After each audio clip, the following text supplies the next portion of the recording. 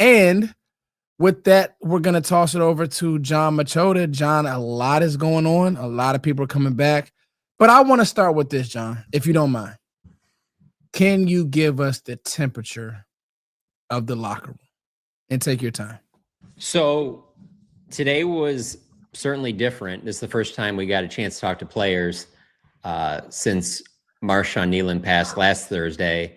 And so there wasn't an open locker room. They brought players out. And in our profession, usually we complain if there's not an open locker room. That's a big, like, whenever that stuff happens, that's always a complaint with the Pro Football Writers Association. But in this case, like, I was completely fine with it. And the reason why is because, they decided that they were going to bring out 5 or 6 players to talk.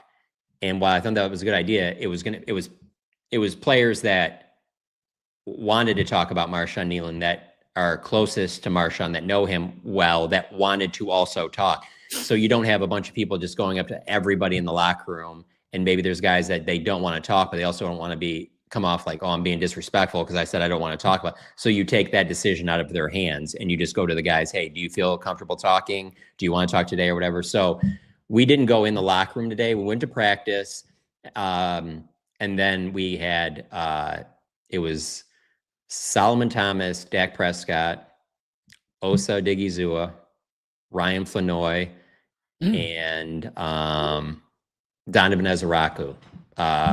Ryan, I wasn't there for Ryan, but I was told that it was because he was friends with Marshawn Kneeland, and so that's why he was one of the guys that spoke. But I knew Osa and Solomon would talk for sure because they had a memorial service at it was a memorial / candlelight vigil a couple nights ago at the Ford Center for family members of Marshawn Kneeland, but also for team family and family members. But listen, this hat has become a mainstay with who I am. Literally put it on every day or every other day. One of my favorite hats. And Brunt, man, I can attest to it. They got some good stuff. The Sanborn ones, Sky, you got them there. If you don't, it's cool. I think we don't want the Logan Wilson 3s. Put them on Skechers. But use code HMA. Thank you, Brunt, for just amazing wear. Like I said, it's clean, man. Really clean stuff. And the designs are really clean as well. So use code HMA for all your Brunt purchases. 2 players there was a lot of people that spoke, but the 2 players that spoke were Osa and Solomon Thomas. So I knew that there was a good chance both of them would talk. And Solomon Thomas is great. And he was great talking about not just Marshawn Kneeland, but also, suicide prevention, depression that's being dealt with beyond football in the country and around the world, things like that. He's just very, very well spoken on all of that stuff. Same with Dak, and so there wasn't the vibe from the locker room that I could really get for you.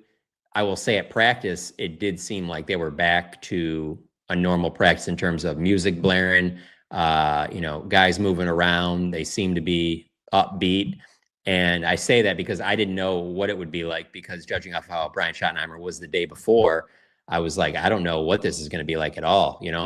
Brian Schottenheimer was very emotional. It's 20-25 minutes he talked to us, but then today you could tell he was more like his old self, and I thought that was a sign that, hey, he's probably talked to a lot of the players, the leadership council, about how they're going to go about this, and it seemed more like how it has been at practices in the past. And so you can tell that they're not going to be all the way, you're not just going to move back from something like this and be all the way what you were before. You probably never will be, but it did seem like a normal, it's a Thursday today, but it's a technical Wednesday practice for them because they don't play till Monday night. So from the practice, I'll share that one thing I did notice. Now, this is only during the walkthrough stuff, individual drills and stuff like that. So if Monday night this is different, don't hold me to this, but DeMarvion Overshown was doing drills with Kenneth Murray. So I think that Kenneth Murray will be your starting middle linebacker for this game. And I think that while there will be a competition with Logan Wilson, I don't think that it'll be, hey, we're throwing Logan Wilson in right away as the starting middle linebacker right off the bat. Let me stop you right there for a second there, buddy. I'm not actually surprised by that, John.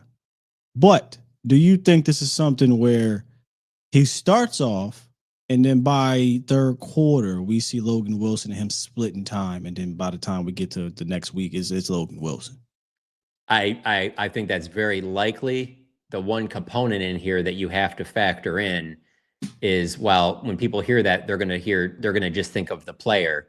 But this is the one position where you can't just factor in the player. This is the person that has the green dot that's going to be calling the defense. And so you have a new guy coming in, and maybe they want to give him a little bit more time before they give him that role. I've never gotten the sense that they want Overshown to have that, responsibility on top of other things that he's doing. So I think it will be a straight green dot for green dot trade that, if Kenneth Murray comes out, then Logan comes in, and that's the way that that's going to operate. And so I'm not saying it's going to take him multiple weeks to get caught up on the defense, but there's a lot of things that, while I find it boring early in training camp, when they're not hitting, there's a lot of that can be ironed out because you have several weeks where you can be the one that, hey, this guy that calls the defense, he knows this is what we do. And it's bigger than just relaying the call. You got to be very good on your communications, because there's, especially with this defense, there's been too many times where the back end isn't doing what the front end's doing, and there's and that's leading to all kinds of issues too.